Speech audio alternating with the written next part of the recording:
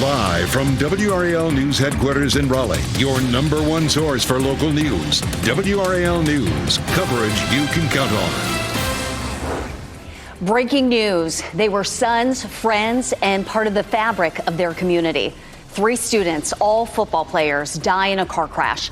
What we're learning about the tragedy and how they're being remembered today. And this cold front has moved off the coast, but I'll show you why it could help develop a low that could bring us rain and some serious conditions for the weekend along the coast. And not going anywhere. The message from UNC players amid a storm of reports underscoring the program's dysfunction behind closed doors. Now, breaking news from WRAL, coverage you can count on. And breaking right now at noon, a lockdown was lifted at Fayetteville State University just moments ago. Law enforcement was responding to reports of an active shooter on or near campus. Thank you for being with us. I'm Renee Chu. Let's get straight over to Michelle McConaughey, who's in the WRAL Live Center with what we know about this investigation. Yeah, Renee, just minutes ago, the all clear was given at Fayetteville State University. This is the message on their website. All clear, all clear. FSU police have issued the all clear, resume regular activity. Sky 5 is over FSU right now. This is a live look at the school. But earlier, this is the statement that we did receive from the campus. Fayetteville State University currently working with local law enforcement in response to an active shooter investigation on or near campus. The campus is currently on lockdown. All students, faculty, and staff have been directed to shelter in place. Anyone who observes suspicious activity is urged to call 911. Again, the all clear has been given at FSU. They are resuming regular activities. We're going to stay on top of this and bring you any updates from the Live Center. What a relief for students and staff there at Fayetteville State University. Now, turning to our weather, a low is likely to develop along the coast this weekend. We will see some rain here. Elizabeth Gardner is in the WRAL Severe Weather Center with a look at the impacts for here and along the coast. This one's going to feel very much like a tropical system, even though it's going to be more of a nor'easter. It may feel a lot like what we saw along the Outer Banks in Imelda, which was really rough. What we're seeing right now is the cold front that crossed our area yesterday. It's sitting well offshore. It's bringing beautiful weather behind it. But along this front, we'll likely have a low developing, and that will start as early as tomorrow down here off the coast of Florida. Watch how that rain moves northward. This is lunchtime Saturday, with the rain starting to spread inland. The heaviest rain, as you can see, will be along the coast. And then gradually, as we get through the day Sunday, that low begins to move northward, but may wrap more moisture around to keep rain in place during the day on Sunday. So it's looking like a wet weekend for us as well. We'll kick this off Friday, tomorrow at around 6 p.m. We're just cloudy. And then early in the morning, we begin to see some showers in our southern counties. By 9 o'clock, it's going to be from, say, the Triangle area eastward. Most of the rain in our viewing area will be along and east of I-95, but there will be some rain on and off as far west as the Triangle. It just won't be as heavy as what we're going to see in our eastern counties. What about the coast? First of all, we're going to see that chance of rain picking up by pretty early on Saturday. It'll be on and off through the day on Sunday, and then that low should pull away. Along the coast, this low is going to move right up the coast. So we're going to see windy conditions, gusts up to 50 miles per hour. High surf, 6 to 9 feet. Of course, that will cause a lot of erosion. We could see coastal flooding as much as 2 to 4 feet along the Outer Banks above what's normal. And this is very similar to what we saw just a couple of weeks ago with Imelda. Of course, that means we could have more homes that fall into the water. We're going to talk more about the timeline coming up. Elizabeth, thanks. Now to more breaking news out of Fayetteville. Cumberland County Schools confirmed that all 3 students who died in a crash last night were football players at E. Smith High School. E. Smith's football game against Southview High School tomorrow has now been postponed. WRAL's Kirsten Clark is live in Fayetteville. And Kirsten, this is just incredibly heartbreaking. 3 young lives gone in an instant. That's right, Renee. Officials have not yet released any additional information about those 3 football players or the crash. But all morning, we've been seeing heartfelt messages and posts on social media for those players and their families. Now, we're here on Rose Hill Road, where police tell us that crash happened just before 7:30 last night. If you take a look here on the ground, you can see the tire marks here, as well as just debris scattered across this area. Now, take a look at this video showing the scene last night. Rose Hill Road and nearby roads were closed as officers surveyed the scene. Now, police tell us a fourth person was involved in the crash and was airlifted to the hospital. Cumberland County Schools says E.E. Smith High School is providing support to students, faculty, and staff today and offering on-site counseling services. Now, as for that football game that is now postponed, the school system says they tell us that both schools are prioritizing the needs of the community as they process this tragedy. Now, just minutes ago, we spoke with an E.E. Smith alum about how the community is feeling in this moment. You ain't gonna get emotional now. What are you saving your emotions for? No, it's time to be emotional. This is a terrible thing. I'm so sad and saddened for a family. But I still gotta say, isn't God good? You can just see how emotional he was there talking about this tragedy. Now, Harvey tells us that plenty of people have already stepped up, offering their support to students, faculty, staff, the families that are involved, whether that's financial support or just words of encouragement. And of course, we are still working to learn what happened leading up to that crash here on Rose Hill Road last night. Live in Fayetteville, Kirsten Clark, WRAL News.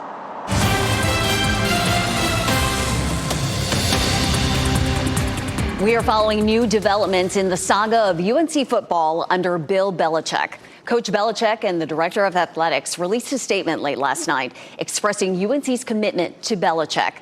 Belichick also said he is committed to the program. WRAL's Kelsey Coffey explains this is just the latest after WRAL's reporting revealed concerns of a toxic culture and dysfunction under Belichick. Right now, we're staying on top of new developments within UNC football's program. We heard from Coach Belichick and the director of athletics for the very first time late last night. We'll show you a statement now from Belichick where he says, "I'm fully committed to UNC football and the program we're building here." The director of athletics expressing that Belichick has full support from his department and the university. Sources tell WRAL there was a locker room fight between two players Tuesday. Sources also say UNC cornerbacks coach Armand Hawkins would not be in practice due to personal business. The Athletic is reporting that he was suspended for providing extra benefits. Despite UNC saying it's committed to Belichick, a Tar Heel 24/7 report says decision makers are looking into a possible exit strategy. Belichick's contract says lack of institutional control can be a cause for firing. We spoke with an attorney who says two scenarios could point to this argument: players selling tickets and coaches offering improper benefits. But a move like that could be challenged in court.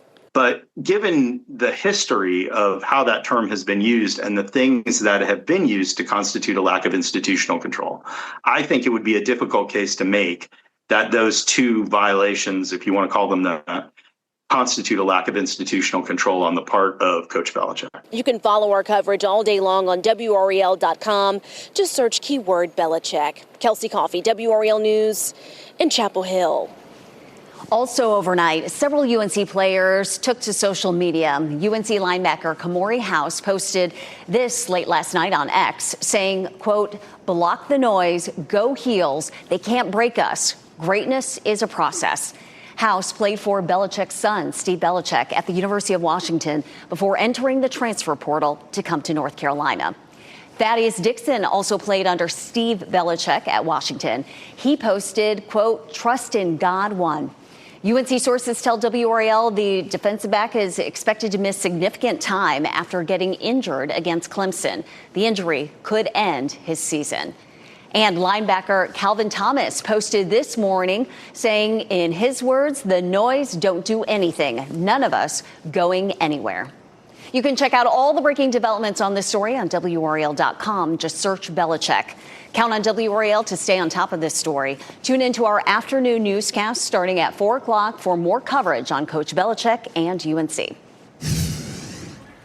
And happening right now in the WRAL Live Center, a Democratic North Carolina legislator is facing sex charges against a minor. And now the NC Democratic Party is calling for him to step down. This is him here, State Representative Cecil Brockman. He is facing 2 counts of statutory sex offense and 2 counts of indecent liberties with a child in Guilford County. He is being held at the Guilford County Jail. He is not allowed to be released on bond after authorities claimed in court documents he attempted to contact the alleged victim in the hospital and attempted to use his status to gain information on the whereabouts of the victim.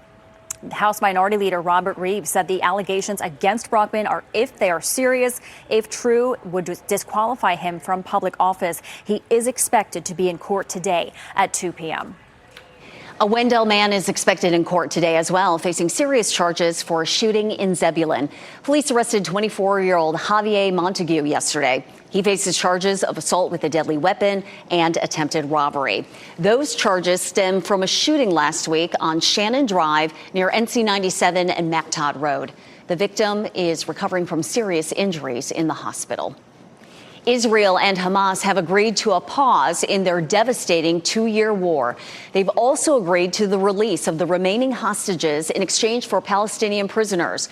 A breakthrough greeted with joy and relief, but also with caution. NBC's Matt Bradley reports from Tel Aviv. Now I'm here in what Tel Avivians have been calling Hostage Square for the past 2 years, and now we're seeing, as opposed to the normal sorrow and grief, an enormous amount of gratitude and joy for what was just announced this morning. The first phase of that deal set to come into place within the coming days after Israel's government approves it, potentially today. Now, again, we're hearing that Steve Witkoff, President Trump's top negotiator for the Middle East, is going to be on his way to Israel. That could happen as soon as today as well. And it's possible that he's going to be accompanied by President Trump's son-in-law, Jared Kushner, who has been a major part of all of these negotiations dating back to President Trump's first term. So, what has been decided so far? It looks as though all of the hostages will be freed. According to Hamas, aid will then be rushed into the Gaza Strip, much needed aid that's contributed to the famine-like conditions there, or the lack of it. And then after that, we're going to see what sounds like a 72-hour period, or perhaps longer, where the Gazans, where Hamas are going to be recovering the bodies of those deceased hostages and gathering together those 20 hostages who are still thought to be alive.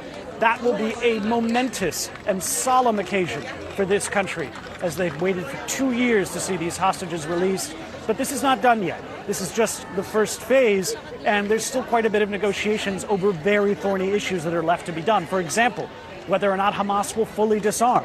Both sides have been speaking about different aspects of that, and it sounds as though Hamas also wants some sort of role, as yet unclear, in determining how Gaza will be governed moving forward.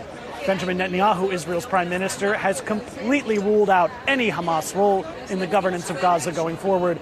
But for now, these thorny negotiations and questions that are still left unanswered aren't bothering folks here. For them, there may be a lot of deciding and a lot of talking left to do, but there's a lot of celebrating to be done as well. Matt Bradley, NBC News, Tel Aviv. Durham Technical Community College is $250,000 richer today following a donation from Biogen. The pharmaceutical company employs hundreds of people in RTP, including many Durham Tech grads. Governor Josh Stein and Lieutenant Governor Rachel Hunt addressed the crowd that was gathered for today's celebration.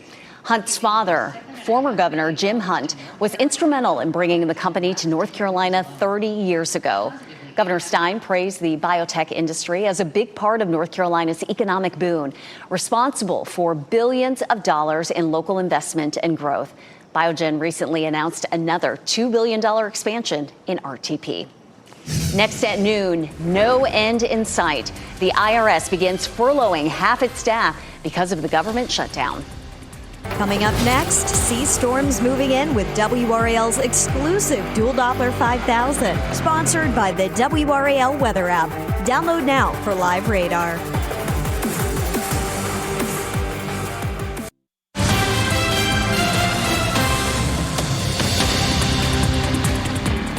And back here in the WRAL Live Center, following some news out of Carborough this afternoon, Carborough police are looking for a man linked to an attempted rape on the Francis Shetley Bikeway this morning. We have a map to show you exactly where this happened. Officers said a woman was walking her dog between 1 and 2:30 this morning on the bikeway between North Greensboro Street and Shelton Street.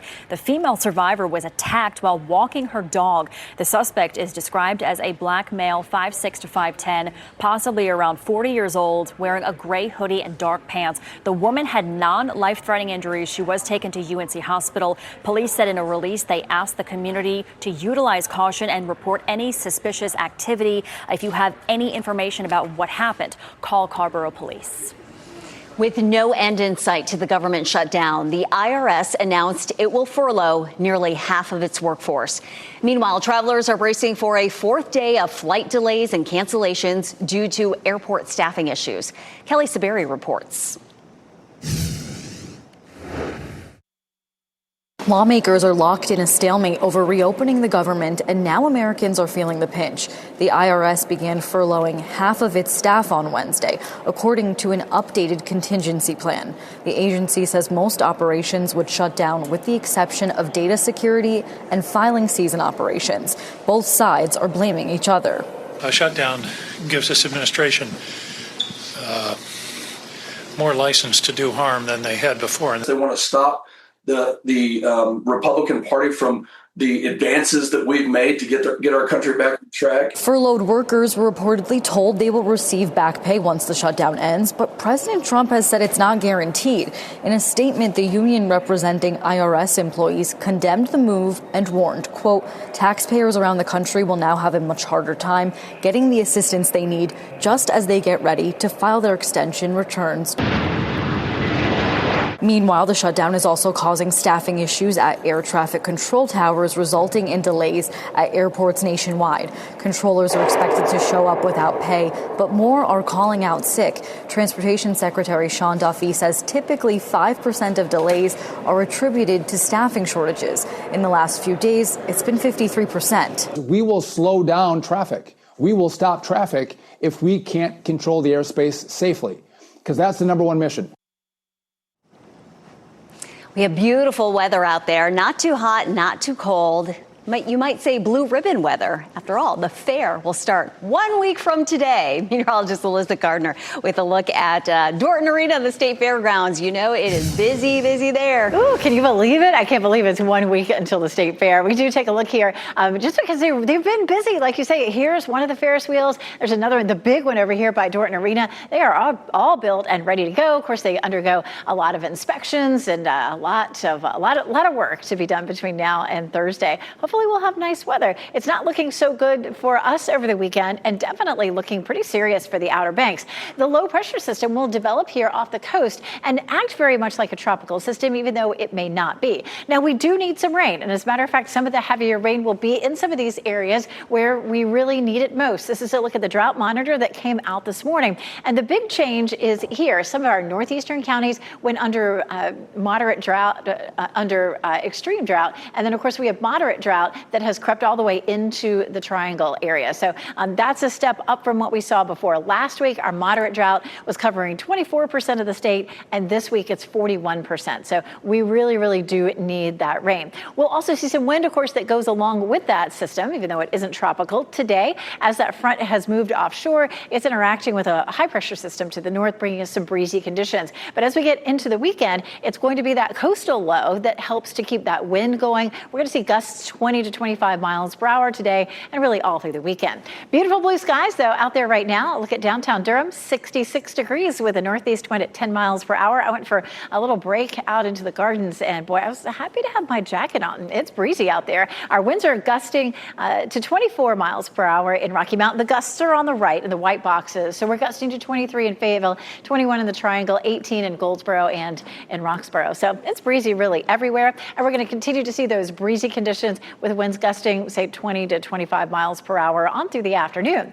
Right now, temperatures range from mid-60s in the north to low 70s down south. Around the Triangle, it's mostly mid-60s, 65 Knightdale, 67 Cary, 65 in Holly Springs. So that's a lot cooler than it was yesterday, anywhere from about 5 to 15 degrees cooler. Refreshing, feeling like fall for sure. 70 in Raleigh for the high, 68 in Durham, and 71 for the high in Fayetteville. We have high pressure to our north. It's pushing that cool air into the region, and it's going to be really chilly for us overnight tonight, but it will make for very pleasant conditions if you're headed to the Canes home opener.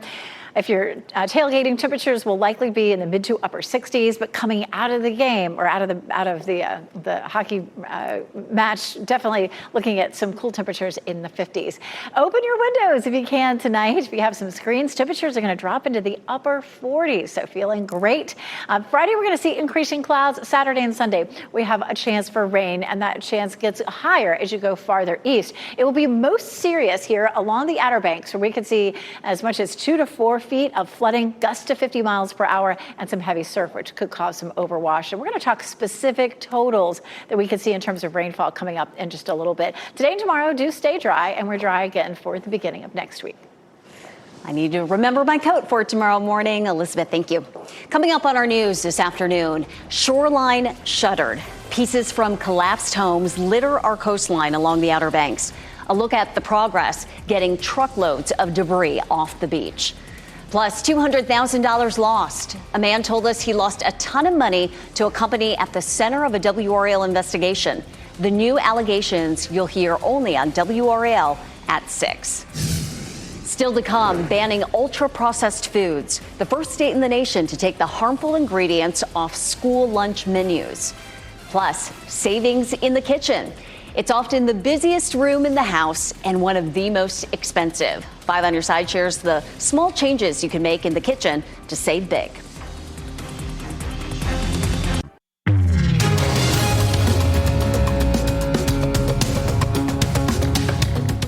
The kitchen is often the busiest room in the house and one of the most expensive. WRAL's Ashley Rowe shares some easy fixes meant to help you save big with just a few small tweaks.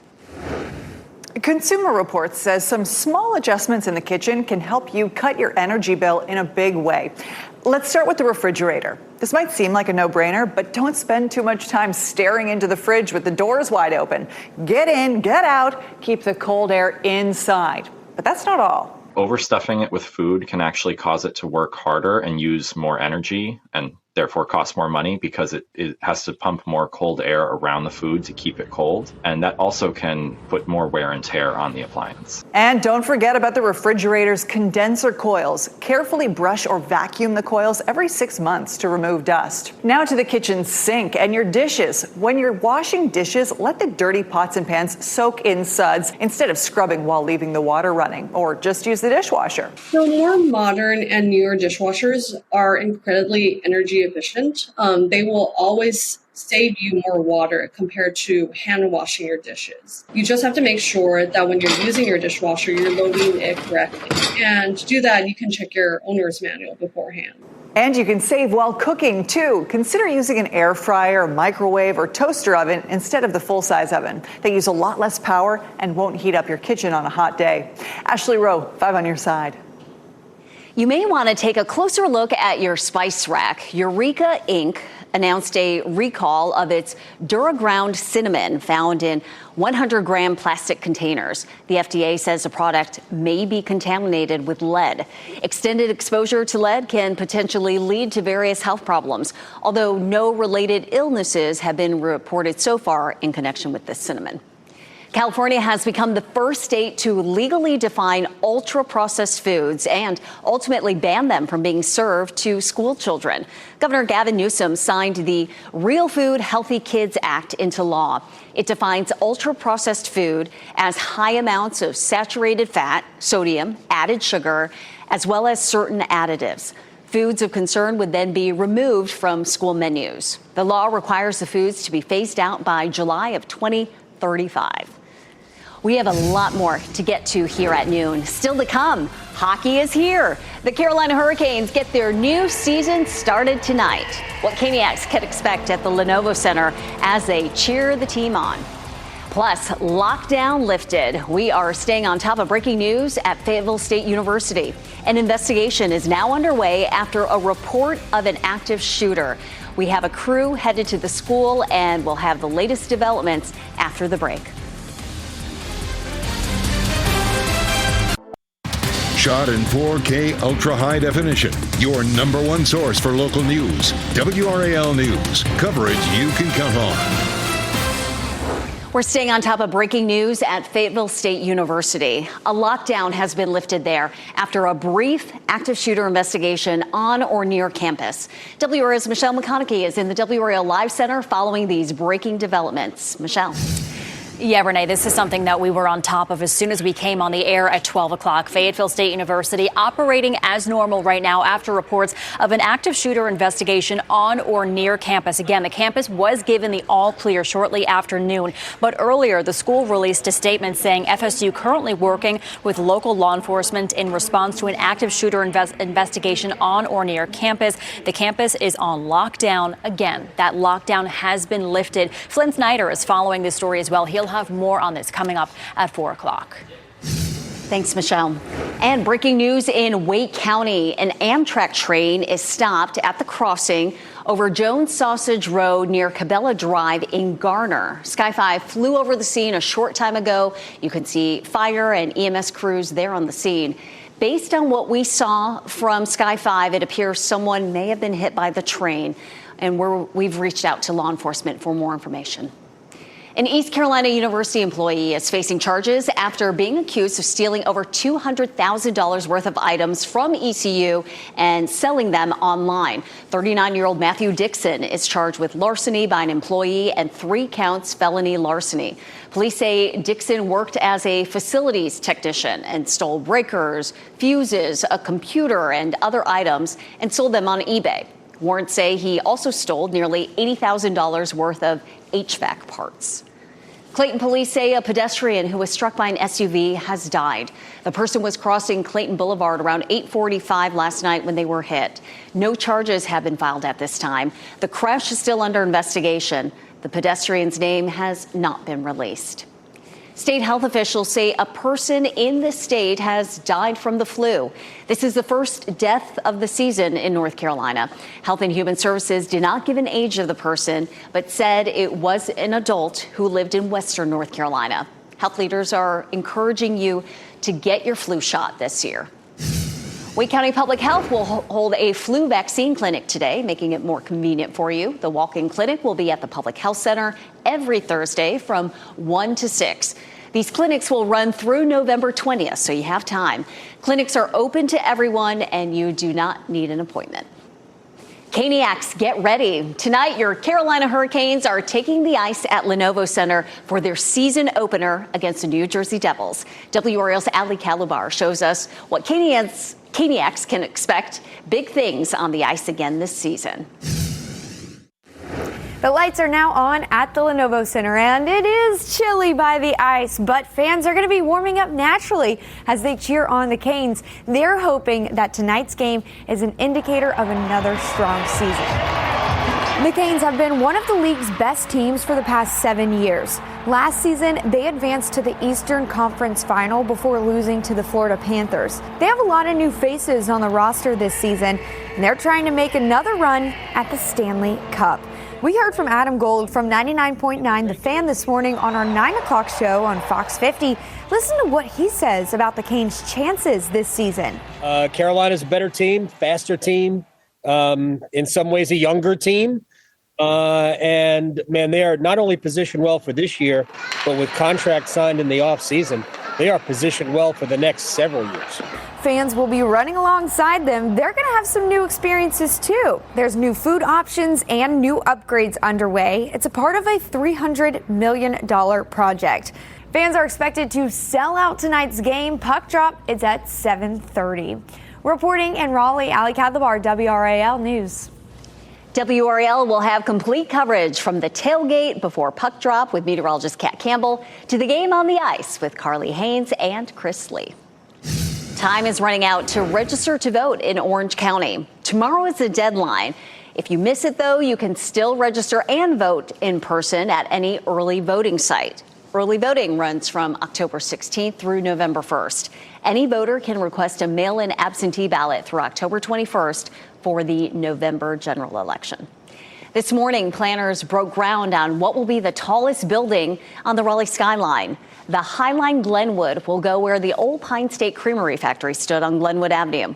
The new mixed-use site will have 37 floors. It will include a restaurant and retail space. For comparison, the PNC building has 32 floors. When you have a building this large, it adds a lot of tax revenue. And so tax revenue comes to the whole city that gets spread around. So even if you don't live near it or work in it or anything, that building still helps the city because it has a lot of tax revenue as well. And then it helps a little bit with our housing crisis that we're in as a country, really, but certainly as a region. The High Line is expected to have amenities such as a fitness center, pool, and provide a great view of the city. No word on how much each unit will cost. Still to come, it's against the law, the local animal shelter that's issuing a warning to pet owners. Plus, stolen mail, a family looking for answers after finding over 20 pieces of opened and undelivered mail thrown into a ditch behind their mailbox. For news, traffic, and the weather, make sure to download the WRAL News app and take it with you on the go.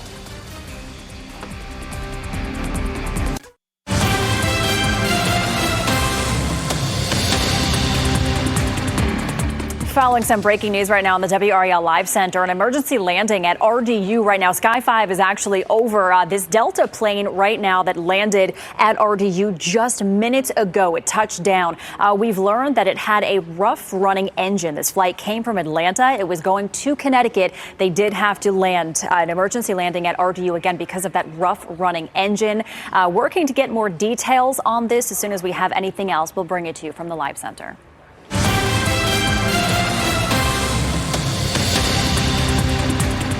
Today's county by county coverage takes us to Nash, Orange, and Johnston counties. We begin in Nash County, where the Pet Connection Center posted this warning to pet owners. They are asking people not to leave animals outside the center after hours. Abandoning pets in this way is against the law. Pet owners are welcome to surrender animals Monday through Thursday between 1 and 4 p.m.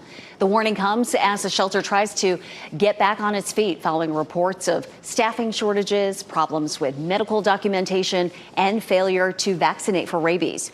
WRAL first reported the alarming conditions, including a dead kitten that was found there in July. To Orange County, where Hillsborough police will soon be using license plate readers. The police department is collaborating with some residential and business properties. They will be installing 10 cameras throughout town. That brings the total number of readers in the county to 40. If you want to learn more about the system, there's a police summit happening tonight from 6 to 7:30 over at the Town Hall Annex. And in Johnston County, the first Panera Bread opens today in Clayton. It's the first of several new businesses opening this month at Flowers Plantation.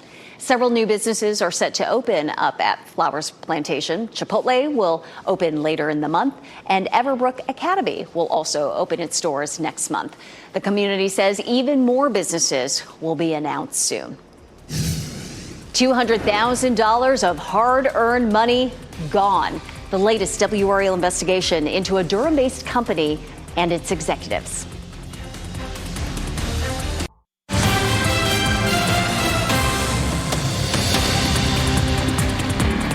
And back here on the WRAL Live Center, Cumberland County Schools is responding to potential safety concerns at several schools. We just got a statement from the schools system into our newsroom. The Cumberland County Schools is aware of potential safety concerns related to several schools across the district. It says several schools have been placed on code yellow as a precaution while law enforcement investigate and district officials investigate as well. While none have been substantiated, the school says they take all safety concerns very seriously and responds to each one just out of an abundance of caution. Families of impacted schools have been notified.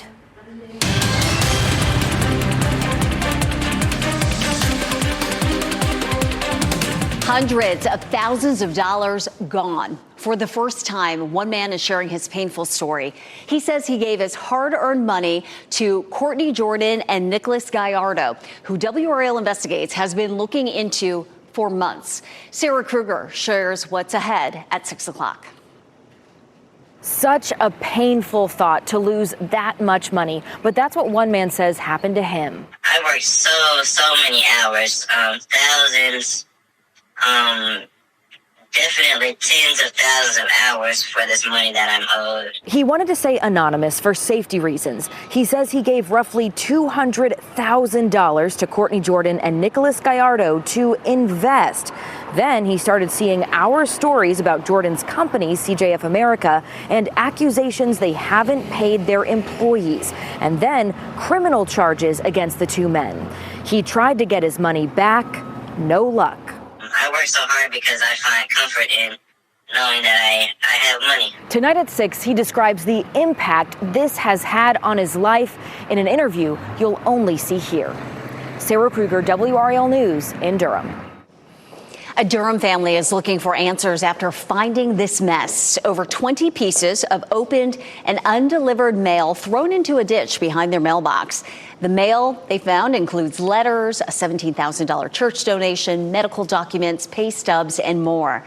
Marcus Turner says his discovery led him to track his own mail, and he found out the envelope with his mortgage payment never made it to its destination either. Sending out the check for our first mortgage payment, 4 or 5 days ago. It got cashed a couple days ago, so I figured everything was okay. And then this morning, I got a call from the bank saying they hadn't received the check. Sheriff's deputies went to the family's home and took some of the mail found in the ditch while the family filed a police report. We've reached out to the Durham County Sheriff's Office to ask about the status of the investigation. We have not heard back. In the meantime, Turner says he will be playing it safe with what he puts in the mail.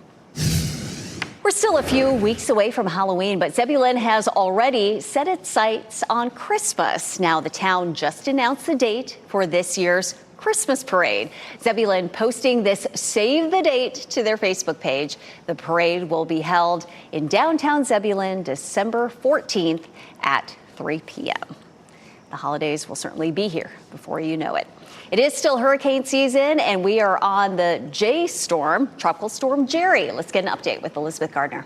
Jerry does not look like it's going to affect the United States, but some of the Leeward Islands are definitely going to see some impact from this storm. It's been slowly strengthening. It's likely to become hurricane strength by Saturday, and it will move up past Bermuda, but not right over it. Minimal impact to land, definitely, but still, we do have some tropical storm watches and warnings for the northern Leeward Islands, and you can see some of the rain bands affecting some of these islands right now, too. It's moving northwest at 18 miles per hour, winds at 65, and you can see the path just brushes past those northern Leeward Islands. By Saturday morning, it's a Category 1 storm and then takes a right turn before it gets to Bermuda. Shouldn't be a lot of impacts in Bermuda, but definitely we're going to see some strong gusty winds and some heavy rain across parts of those northern Leeward Islands. For us, we're going to see some heavy rain along the coast over the weekend as well. This is Friday at 11 p.m. We start to see some of that rain moving up the coast. It will wrap in across our area during the day Saturday. The farther west you go, the less rain we'll end up seeing. As a matter of fact, this is not going to be a great weekend to go to the beach. It's actually going to be a little wet here, but it makes for the perfect weekend to go to the mountains. The leaves are going to be really pretty, especially, say, above 3,000 or 4,000 feet. You want to stay away from the Outer Banks this weekend. This is not going to be a tropical system, but it will be like that. It's going to have impacts somewhat similar to what we saw with Imelda. We'll probably have a heavy surf, and so some of that's going to help to knock down some more of those homes potentially along the Outer Banks. And we'll also see, of course, the potential for some flooding as much as 1 to 3 feet above the normal high tide. Let's talk about the rain that we'll end up seeing here. We'll kick things off tomorrow at 4 o'clock. We'll see increasing clouds during the evening, and we're nice and dry until we get to early in the morning. This is 4:30 in the morning on Saturday. Some rain in our southern counties, and then we're just going to see waves of it moving through around the triangle, but it will be a lot steadier along and east of I-95. That's where we could end up seeing well over an inch of rain, while we might see just a quarter to a half an inch of rain around the rest of the triangle. But look at how heavy that is. As you take a look at the coast, we're going to see heavy rain up and down the coast, but the heaviest is likely to be around the Outer Banks, as much as 3 to 4 inches. For us, looking at a 40% chance on Saturday. It's all going to depend on where you are. The farther north and west you are, the less rain you'll see, and it may be very little, but our eastern counties could really see some significant rainfall, and that is the area we talked about earlier that is seeing some of that moderate to severe drought. Taking a look at some of those heaviest rainfall contours, the red is 3 to 4 inches from, say, western Wake County west is going to be maybe less than a quarter of an inch, and then maybe a quarter to a half an inch between, say, Raleigh and the I-95 corridor. We take a look at that nor'easter impact. Again, the worst impact will be significant rain, strong winds, heavy surf, erosion, and some overwash. We do have a coastal flood watch already out for the Outer Banks. Banks. And of course, that high surf and the strong winds could cause some damage to the Outer Banks again over the weekend. We'll see diminishing stormy conditions as we get into the day on Monday as the storm pulls away. And for us, we're looking at some quiet weather for next week. Elizabeth, thanks. Still to come, the song of the century. Rolling Stone lists the top songs of the last 100 years. You'll never guess which song took the #1 spot.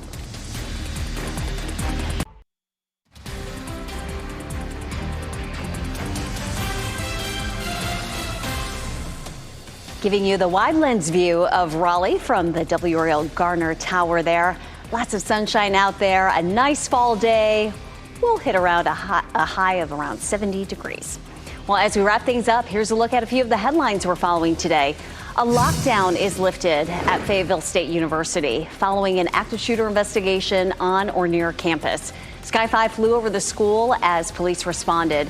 During that very brief lockdown, all students, faculty, and staff were told to shelter in place, and they got the all clear around noon.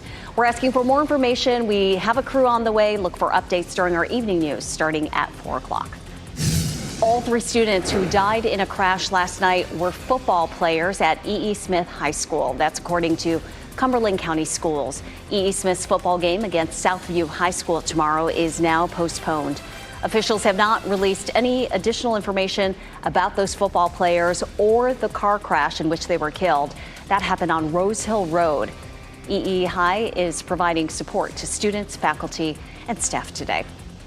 Bill Belichick says he is fully committed to UNC football. That came in a statement from UNC Athletics and the coach late last night. The athletic director also said Belichick has full support from UNC. This comes just days after WRAL's reporting revealed concerns of a toxic culture and dysfunction under Belichick. Players are also responding to the reports. Our team is working our sources today. We will bring you team coverage during our evening news starting at 4. Instagram users will soon have a new way to spot top creators. The social media app plans to award 25 creators the new Rings Award. This new reward comes as brand deals and creator bonus programs slowly decline. If a creator is given a Ring Award, they will receive a physical gold ring as well as a virtual gold ring around their Instagram profile icon.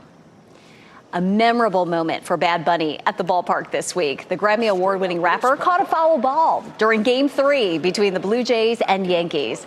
Video captured him picking up the foul ball after it went over the backstop netting and into the seats. The fan behind him just barely missed grabbing it before it fell to the ground and then rolled right to Bad Bunny's feet. The star, as you may know, is set to perform at next year's Super Bowl. As the first quarter of the 21st century comes to a close, Rolling Stone came out with a list of the 250 best songs of the century so far. Remember when we said you wouldn't guess? Well, did you guess this? Topping the list, Missy Elliott's Get Your Freak On, followed by the Yeah Yeah Yeahs Maps, Beyonce's Crazy in Love, the White Stripes' Seven Nation Army, and Dancing on My Own by Robyn. According to Rolling Stone, the selection spanned geography, genre, and style. Today on WRAL News at 4, finding a solution. WRAL Investigates found Raleigh firefighters are working a lot of overtime. Next, how a city leader